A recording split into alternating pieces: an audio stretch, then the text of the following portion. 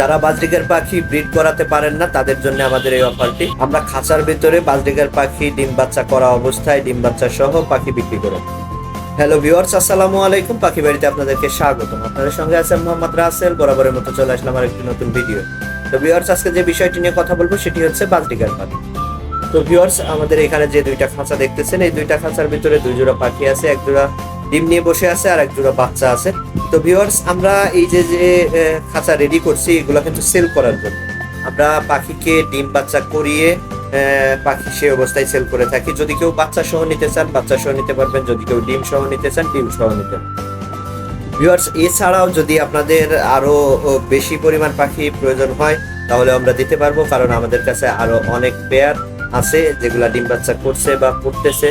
তো আপনাদের যাদের যাদের প্রয়োজন আমাদের সঙ্গে যোগাযোগ করবেন। ডিম সহ বাচ্চা সহ যার যেটা প্রয়োজন সেটা নিতে পারবেন। আমাদের বাজরিকার পাখির ক্ষেত্রে হয় আমরা পাখি চিনতে পারি না। প্রথম অবস্থায় পাখি পালন করতে গেলে দেখা যাচ্ছে বাচ্চা পাখি দিয়ে দেয় বা ডিম মেল ফিমেল ঠিক থাকে না, এরকম পাখি দিয়ে দেয়, যার কারণে আমরা বাসায় নিয়ে আসলে আমাদের পাখি ডিম বাচ্চা করে না।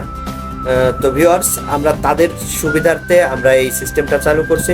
তো এই অফারটি আপনারা বাংলাদেশের যে কোনো প্রান্ত থেকে নিতে পারবেন।